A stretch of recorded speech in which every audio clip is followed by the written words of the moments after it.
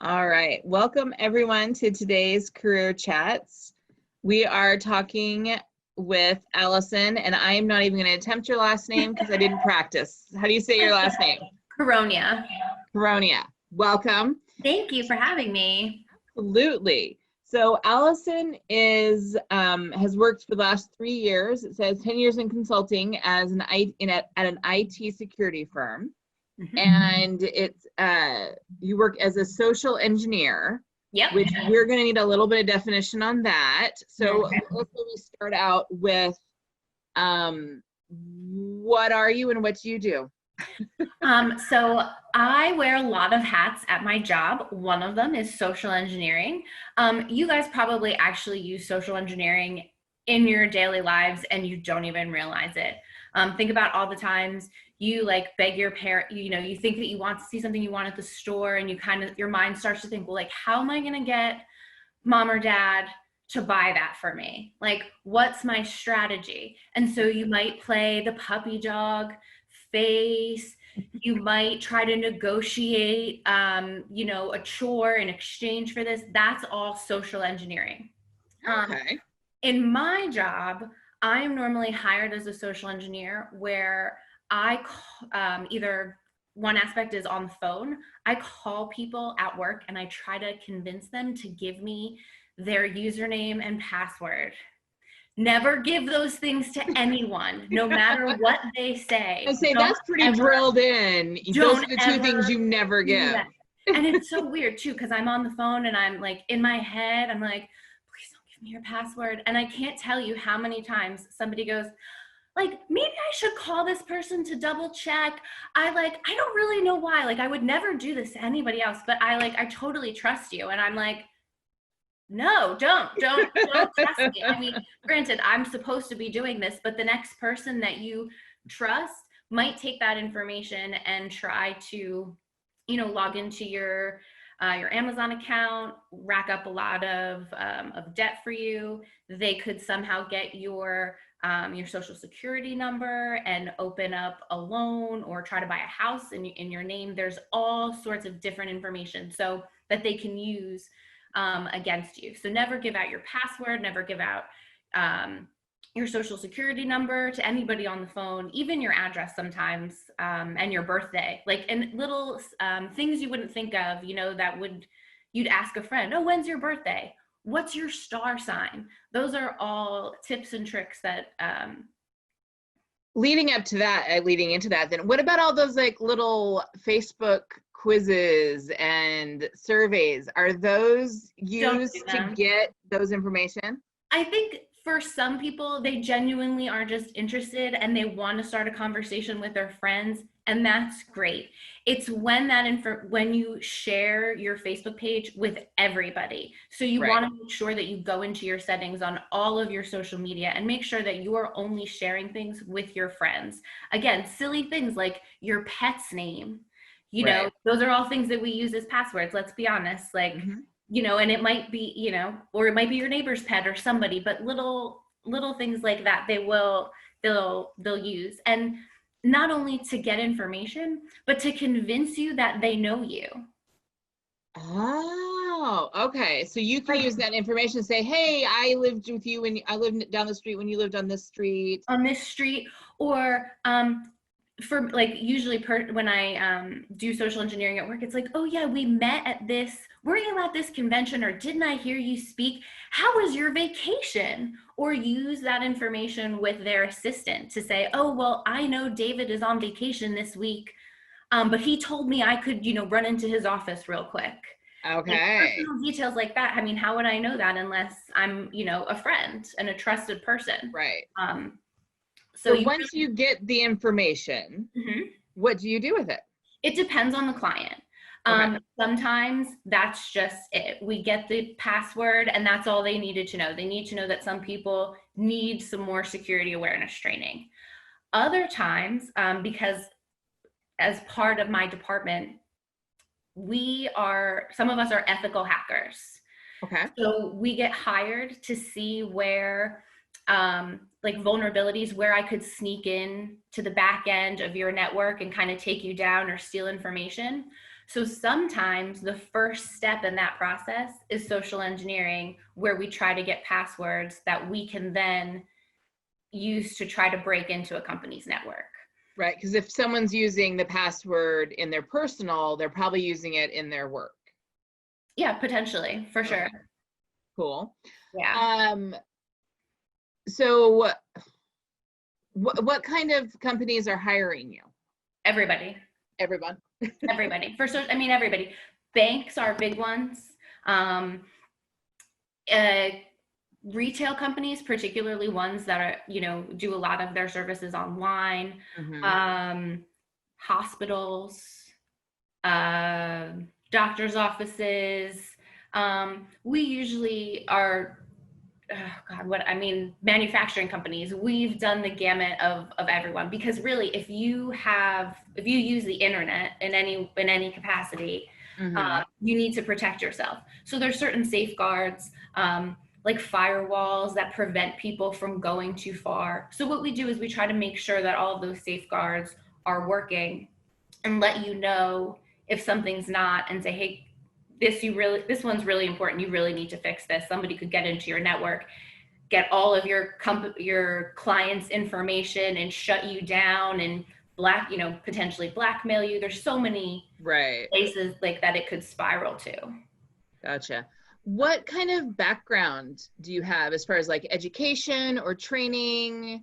So that's what kind of things do you need to have, or skills you need to do this job? So that's actually a really interesting question. I am very different from a lot of my coworkers. I have a master's degree in communication. And so I've been a consultant for 10 years, in the last 3 years in the information technology industry. And I got into this job because I was a good writer, and I had done some compliance work, meaning in certain industries, there are certain rules and regulations that you need to follow, usually for safety, So I was writing out policies to make sure that that all of these companies were in line with the IT regulations. And the guy that I did work for, he's like, listen, he's like, you're really smart. He's like, you can come and you can do this for me. And I was like, it took him probably, I kid you not, about 8 months to convince me to quit my other job and come and work for him. And so I started, doing the policies and compliance, making sure, at least in the written sense, people are safe, keeping the data and information and secure and in a safe compartment, away from both their employees who don't need access to it, as well as to external sources. And then from there, he's like, okay, now you've got this. He's like, why don't you do social engineering? You told me you like to act as a kid. And so then I started making these social engineering phone calls and helping them design. We do phishing emails too. Okay. I've also done physical social engineering assessments, where I have literally went to banks, a doctor's office, and just kind of walk around and see where I can see if I can get onto somebody's computer. Sometimes I have to try to get past a receptionist. I've been stopped at the door, and I've also had free range to walk on in. So it really comes down to people and educating your employees about, you don't know this person. Do they have a visitor's badge? Take them to someone above you who can handle that. Right. Because there's so much sensitive information, including addresses, social security numbers, financial information. Oh, for sure. Medical information when you go to the insurance and hospital side of things. And then the last thing that I'm just starting to do now, after a couple of years, is I'm getting into hacking. They're teaching me how to hack. But back to your education question, I'm sorry, I kind of no worries. Out there. If this is something that you're interested in, I highly recommend now checking out Cybrary, Cybrary. It's a really cool, they have a free and a paid version. The free version is totally fine. You can take classes in networking, which is how computers talk to each other. If that's something that you're interested in, you can learn how to become an ethical hacker. You can take a class in social engineering. If you're looking at, going to a college or university, I think to start out, you would really kind of want to look into some networking classes, because once you understand how the different components of information of technology, how they all talk to each other, from there you can really expand your knowledge and go off whatever direction you want to do. And there's a lot of different things. You can go into coding, you can go into software or application development. Like my contribution to this world is so minuscule, and the technology is constantly changing. So you're pretty much guaranteed a job in this field indefinitely. I mean, so it's not so as far as like cyber careers, that there's a lot that goes, it sounds like there's a lot that goes into it just in your job, but then there's more on the computer side, there's more of this social engineering, talking to people side of things. Yep. There's so many different ways you can do. A lot of I'm the only woman I'm the only female engineer in my company. All the other women I work with are either in marketing or accounting or finance. Like, totally lost my train of thought, and I was a lot of the gentlemen that I work with, they are kind of that that stereotypical computer guy. Yeah.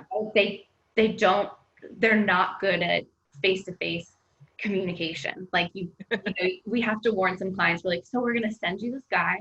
He's a genius. He probably won't look you in the eye, and he's going to say 4 words to you the whole day.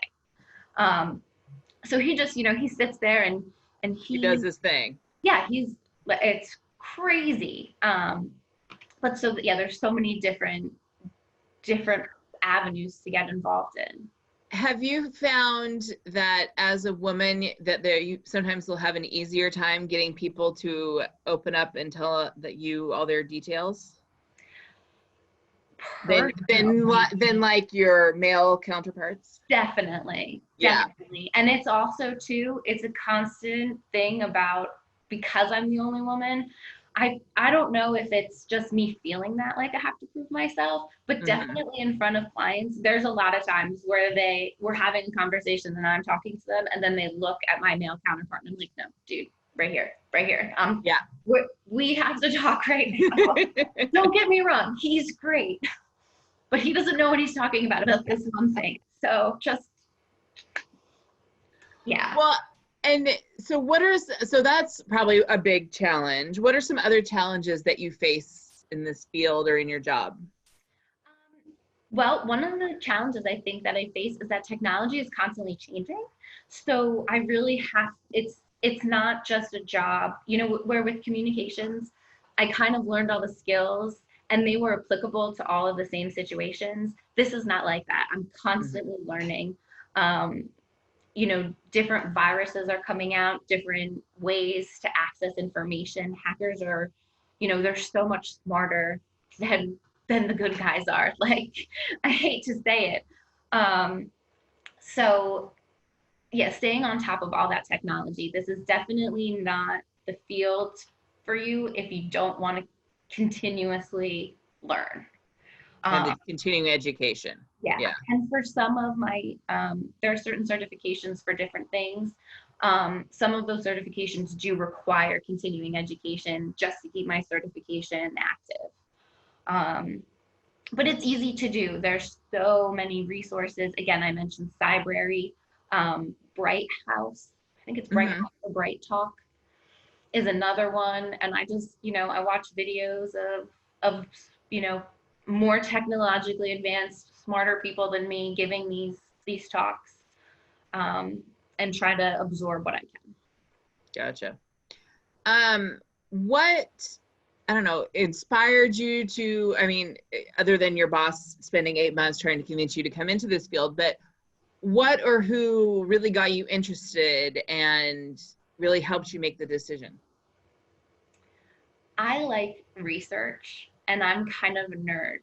So when he explained to me what I would be doing about policies and compliance, he's like, he's like, it's kind of, you're going to use a lot of your communication skills. You're going to interview people and then you're going to sit there and review a bunch of documents and then kind of write a report. And I was like, I know that sounds like no one else's dream, but that sounds amazing to me. Um, yeah, I loved writing my thesis. I like that kind of work. Well, Um, and so it's then a good fit. yeah, and then with social engineering too, it pushes me to a like to my comfort out of my comfort level, Mhm. which I think is really important. Oh, yeah. Yeah, 'Cause that's how you get better at something, definitely. exactly. And I will tell you, my social engineering like record is fairly good. It's much better than my male counterparts. So that is something where being a woman has really helped. Um, I guess I just sound a lot more trustworthy. Well, so I used to work for a newspaper taking photos, Oh, and really? I was the only woman photographer, and I had a heck of a lot easier time getting parents to give me permission to take pictures of their children than my male coworkers. Oh yeah, for sure. Yeah. I just posted there's this video speech that Reese Witherspoon gave. I highly recommend you try to find it. And she says, like, there's always this woman in a movie who goes, "Oh, but what are we gonna do now?" And she goes, "No, that never happens. Like when kids are lost, you tell them to find a woman. Like we handle it. We do it. So you just have to use that to those skill sets to your advantage. Absolutely. Well, and then I guess kind of along that too, some misconceptions about your job and being a hacker. So when people say, so when you say ethical hacker, what are some misconceptions that people have when they Well, know that you are a hacker? Because I really, that's all that they hear. first off, I think they think I'm like a combination of Lisbeth Salander from The Girl with the Dragon Tattoo and Penelope Garcia from CSI. Which And would be the coolest person in the world. exactly, I'm not that cool. I really wish I was. I'm not, while I feel like I'm using my superpower for good, I'm not online trying to find, like human trafficking victims like on the dark web. That's not something that I'm doing. I'm not trying to find bad guys or terrorists. While sometimes that might be something that we run into when we report that to the FBI, that's not really my job. um, Hacking actually, it involves using like a computer scanner. It's a button that I hit and then it comes up and says, here's this vulnerability, here's this vulnerability, here's this vulnerability. And sometimes it's 20 and sometimes it's 20,000. And there's different, uh, like there's a scale, 10 being the worst, one being not so bad. Um, so I think it's not as, while it's really cool, it's not like the movies. Um, Right.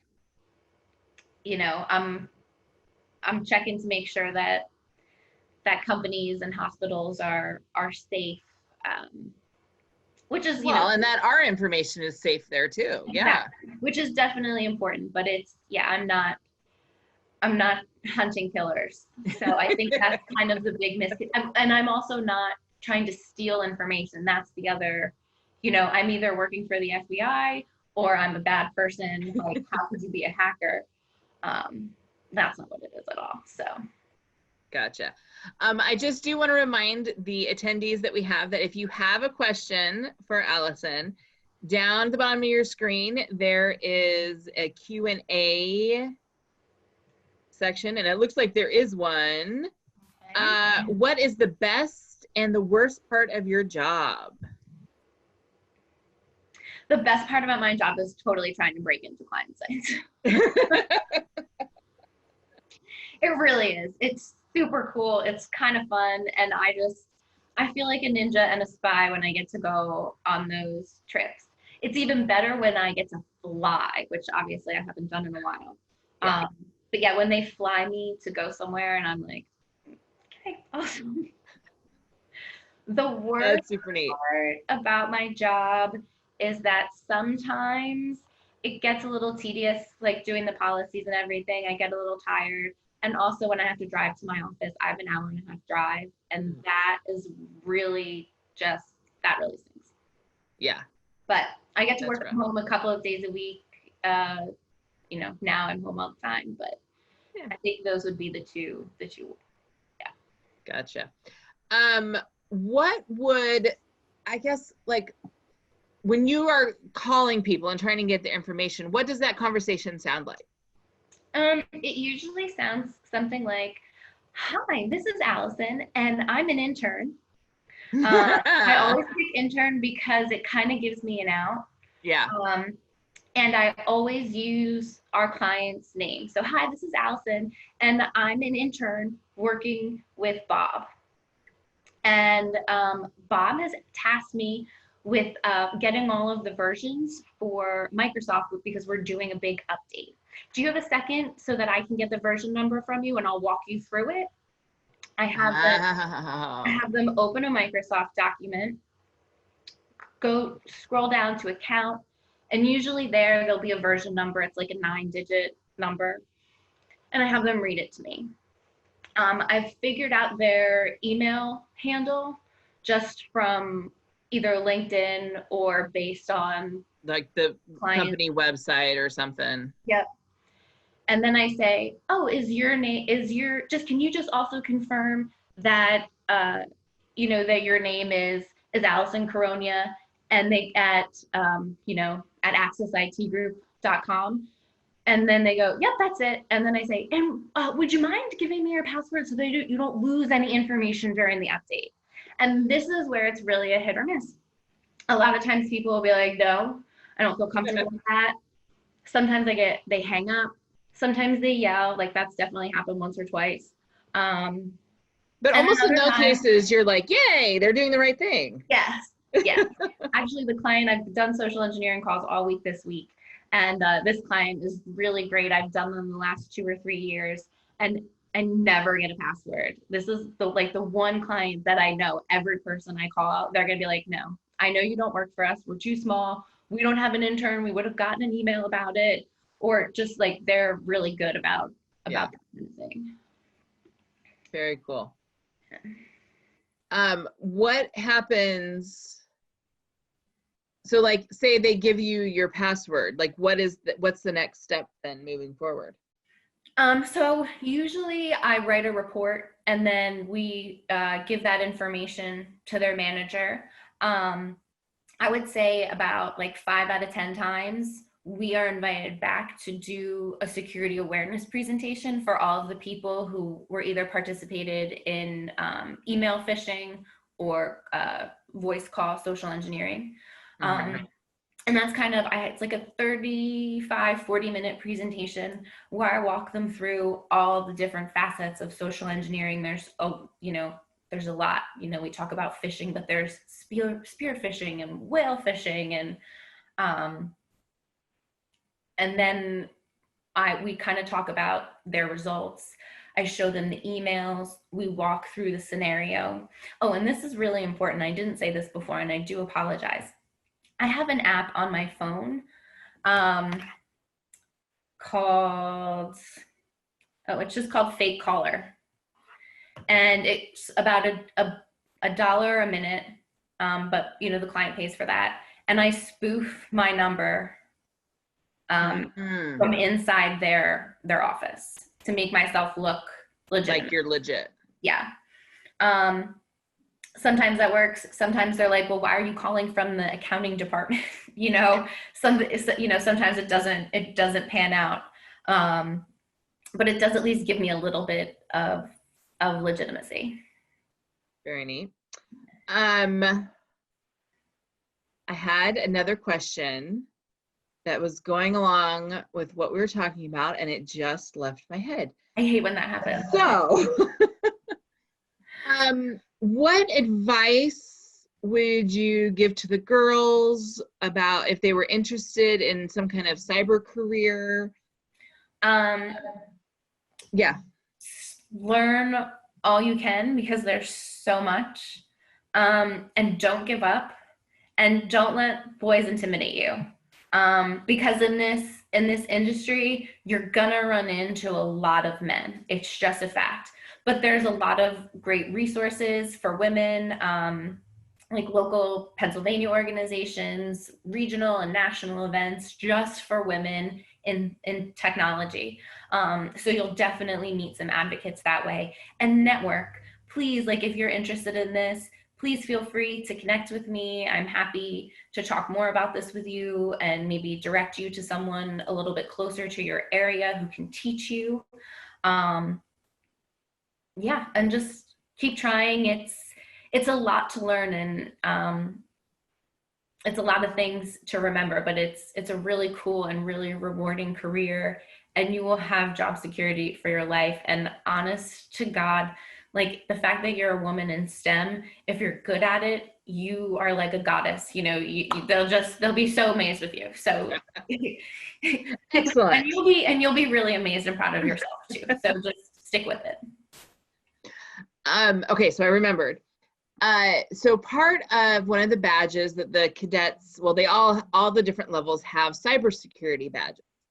And one of the levels, it has a section where they need to learn about social engineering.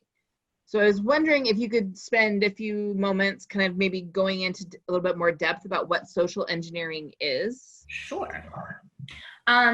So like I said before, we use social engineering all the time in our daily lives, but essentially it's just trying to convince people to give us something that we want.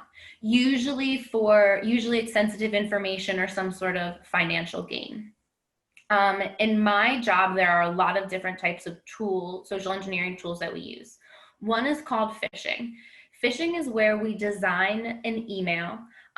We make it look very authentic. We might pull logos from a company website, and we'll send it to them.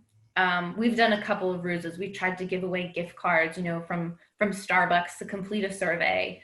We've tried to have them reset their password. And we usually have a couple of hits on all of our campaigns. They're pretty good. I mentioned earlier whale fishing and spear fishing. Spear fishing is just kind of a little bit more targeted attempt. You have a little bit more information about your intended victim to work with. Like I was talking before about vacations or, pets, that kind of trying to build that personal connection. Whaling is where you're fishing for executives and CEO level people. Really trying to get deep into the financial, like big wigs within the organization to get really good information. Then there's vishing, or we call it pretexting. That's all on the phone, where I try to call people and usually get their username and password. Gotcha. Physical assessments, those kind of involve an assortment of things. Usually we walk into the building. Sometimes we're confronted by a secretary, other times not. At one location, our project sponsor told us to go through the back. He's like, here's this back entrance, use this, but then from there you're on your own. So that was really cool. Cool. And once I'm in the office, I have went in and had to make phishing phone calls from within inside. I've had to try to steal information from the printer or take pictures. And I've left USBs all over to try to get somebody on the USB. Yep. To put it in. Insert it, and then we'll put something enticing, like company financial records or like people to fire in 2020, something like that. something that someone is going to click on. Yeah. And then from there, that document actually releases like a virus kind of on their computer to try to gather information. Gotcha. And then the final thing, which is really not that fun, but it is kind of interesting, is we do a lot of trash picking and dumpster diving. So, picking through the trash in the printing room is not the big deal because it's, pretty much all paper. It's when they ask you to go outside and go through their dumpster where you're like, ew. You get like coveralls or something for that? I use like old clothes, yeah, and gloves, Yeah, and yeah, I've got work boots. very cool. Um, Yeah, I mean, you are like a spy, but not. yeah, I'm a Yeah, yeah, yeah. I'm like a You're an secret ethical. You're an internal ethical hacker. spy. That's so cool. So, are there ways, maybe examples that the girls would be using social engineering in their like day to day? Kind of like, I mean, scaled down to them, but just as an example that could relate to what they're doing. Um, compromising with a sibling. Um, you both use social engineering tactics. You both want something, and you're both going to use what you know about the other one, whether Mhm. it's pleading, whether it's crying, whether it's using the "but I'm older, but I'm younger." Um, you know, I'm an only child, but I have cousins, and some of them are boys, and I've literally seen them go blow for blow over like a video game controller. Oh, So, for sure. you know what I mean? But, and with your parents too, anytime that you want something, particularly something you know that they like don't, might not be okay with you doing, like an outing with your friends, something that maybe doesn't involve Hmm. parents, you're gonna plead with them. You're gonna try to get them to give you what you want in an instance where they most likely don't want to. And I think that's kind of where social engineering is really different, than just like your everyday, back and forth between people. Right. Like trying to convince your parents to let you have a dog. Yes. Yeah. I have a friend who is dead set about getting her kid a dog, and then they went and did a PowerPoint, which is like straight to her heart. She loves the plan, and she's like, all right, I'll consider There you go. it. That mom was totally social engineer. All Absolutely. right. Yeah. Well, it can be used for good, It can, um, absolutely. which is what you're doing. I am. Um, and then this can be used for bad. So the girls need to be aware of keeping their information secure.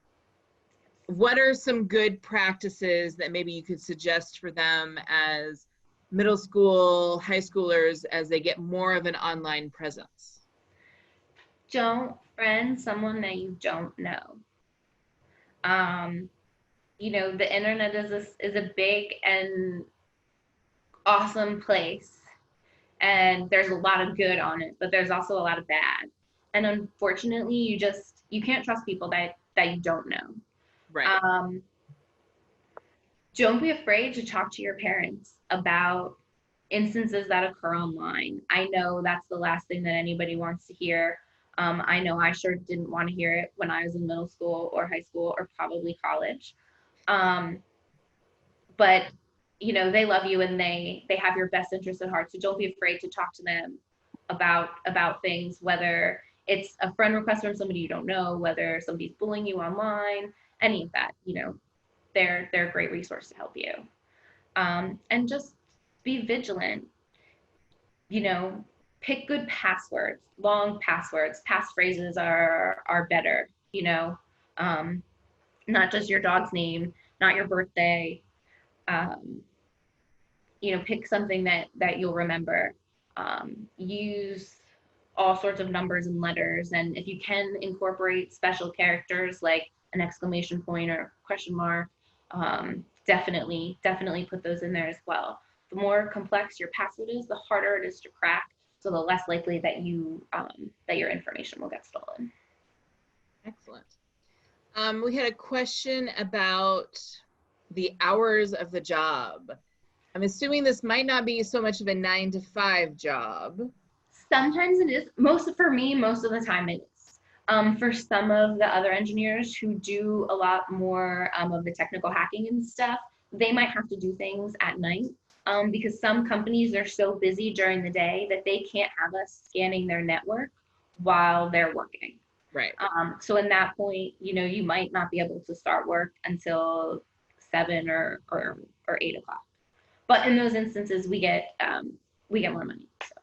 Yeah. Well. So That's it's not, so if you have to work after hours or on the weekend, which is an occasional part of the job, but not right. often, you do, at least at my company, we get compensated for it. Yeah, you get compensated for that. And then kind of along those same lines, how much of the work is paperwork versus the fun hacking stuff? Although I know you like the paperwork side, Yeah, the research side. So it really depends on your skill set. You know what I mean? If you don't want to do the paperwork compliance part, you don't have to do that. And that's a really great thing about this industry. If you just want to do hacking, or if you just want to do coding or software development, that's all you have to do. You don't have to do that other part. That's cool. So for me, I'm probably like 30, like 33% on all the pots. It's pretty even for me. But that's based on our projects that we have coming in. And it's also just based on my skill set. But a bunch of the guys that I work with don't touch compliance. It's not in their wheelhouse. And that's cool, because they do a lot of things that are not in my wheelhouse. Do you ever run into difficulty or pushback from your clients? In terms of social engineering, or like on the compliance side? Both.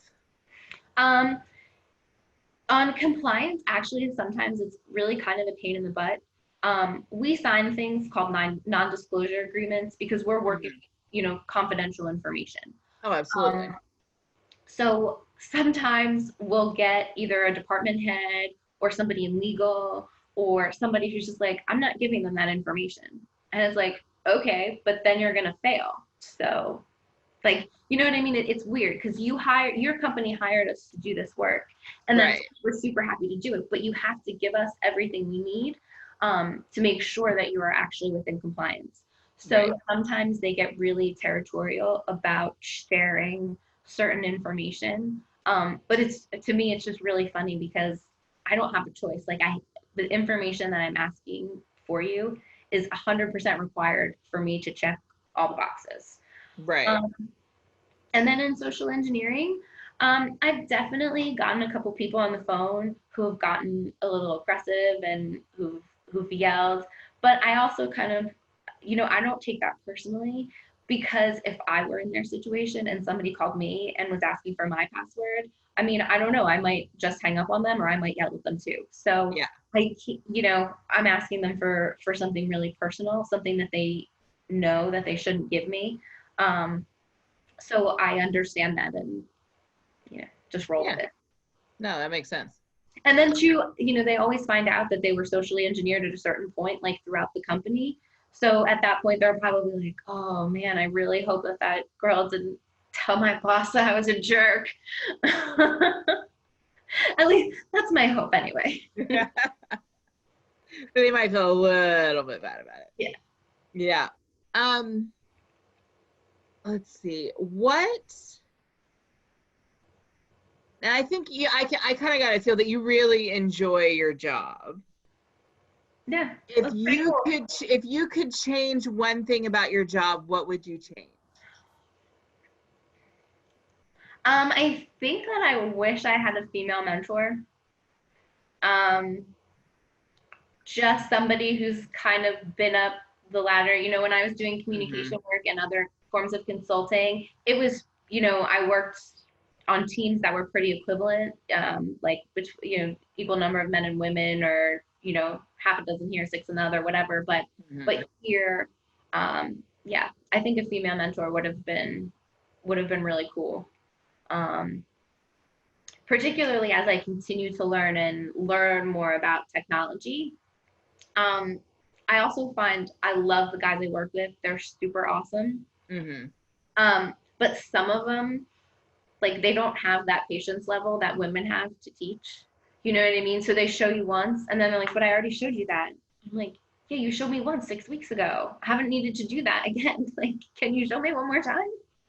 So that's kind of an interesting dynamic, but they're like brothers, and they're awesome. Yeah, no, absolutely. No, that actually, it sounds like my brothers when trying to help my mom come into the 21st century with computers. My brothers would just like, here, give me your computer, I'll do it for you. And my mom's like, no, you have to like show me how to do it. See, I wish my mom was like that. My mom's just like, here. And I'm like, but what about when I'm not here? Right. Like, there's only so much I can do over the phone. Right. What, okay, so how, if someone is interested in this kind of position, but say they're in a different career path, what would be a way that they could move into and up in the field? I personally believe that everything you do kind of comes down to not what you know, but who you know. Mm-hmm. So start networking now. Um, I don't know if you have LinkedIn yet, but or Twitter, connect with women and people who are in this industry, your industry, whatever industry it is that you're looking Mm-hmm. for. Connect with people. I can't tell you how flattered I would be if someone emailed me and they said, Allison, I would really love it if you could introduce me into the world of cybersecurity. What should I do? Where should I start? Anyone, particularly from someone in middle and high school, they're going to feel really flattered that you reached out to them.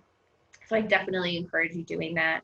Um, Learn as much as you can through whether it's camp, at school, take all the classes you can, read all the books you can. And there's plenty of online free learning to help people in this industry. Mm-hmm. And there's a lot of uh, groups for women in tech. And most of them have like a student rate to get in, and they'll do right now all the talks and conventions are online, but hopefully soon, they'll be back in person um, and talk to Yeah. your parents' friends. I have my first job out of college and all the internships. I had an internship with Radio Disney and 6ABC, both because of my parents, through people that they just met through their work. Like they're not in communications, so ask your parents to keep an ear out for things. For Don't be opportunities. afraid to offer to do an internship. It's a Mm-hmm. great learning experience. Um, just absorb all the knowledge you can. Absolutely. Mm-hmm. So technology has a bit of effect on your job, just a little bit. And I'm assumed it's changed quite a bit in the last 5-10 years. If you could look into the future, what do you think is going to change in the next 5 to 10 years? I am kind of hoping for like I want my phone or my tablet to like pop up, do you know what I mean? And Yeah, like a virtual projection kind of thing. I think that would be cool. very much like the movies. Yeah, and I'm still waiting for that flying hoverboard that was supposed to be 2015. I don't know. Technology is so cool. Like it's so limitless. I'm sure virtual reality is just going to get bigger. Do you think like virtual reality, things like that, do you think it will make your job easier or harder? So let me give you an example of what I'm thinking about. So I've been looking at some stuff, and there's this technology now where they can take and they can change a video to make it sound and look like someone saying something, but it's not really them saying it. Okay. Do you think that kind of technology or an audio version of that could make any difference in people, not necessarily yours as an ethical hacker, but people who are out there trying to steal people's information? I think so. And I think that that will be a really big issue for like politicians and Mhm. CEOs because there's going to be a lot of backtracking. So you're going to have to, really kind of delve into, I hate to use like the fake news kind of thing, but you're Yeah, going to have to, there's going to have to be a way to differentiate between that. That could be a huge problem. yeah, yeah. Um, Do you think security is going to get easier or harder for kind of the normal individual? um, like Keeping their information secure, I guess. I think it's kind of both. I think that there's going to be more controls. So in that sense, I think it might be harder for people just because it's instead of just a password, there's going to be more steps to protect your information. And then from a compliance side, it's going to be harder because then there's more things that we're going to have to verify. Oh yeah, the two-step authentication that I can barely say drives me absolutely crazy. Multi-factor authentication, MFA. Yeah, I understand why it's important, but boy, it can get frustrating when I just want to get on. Yeah, it's a pain. Every time I have to log into my work email, it's like the password, and then I have to go to my phone, and then I have to type in this other code, and I'm like, all right, guys. But I get and I can't, I can't complain. I'm in cybersecurity because that's what I want everybody to do. But at the same time, it is kind of a pain in the butt. Yeah. All right, so I'm going to do a last call for girls and questions if they want to have any questions. And I have one more question for you, and it's kind of the one I end all of them with. And then if you have anything else you kind of want to, as your closing statement, feel free. Okay. And we talked about it a little bit, but what are some ways that people in your field are making a difference in the world? I think we're keeping everybody's financial information safe. We're making sure all of your health information is safe. I appreciate that. We're keeping your favorite stores and your banks, making sure that they're protected. And then some of us are like really out there digging into some really dark stuff, trying to bring some light into the world and trying to, hopefully help, solve, crimes and whatever, but that's not me. But you're doing very important work too. Well, thank you. Well, I want to thank you for coming, Allison. I'm definitely going to be in touch with you. Yes. Because I have some ideas brewing. Okay.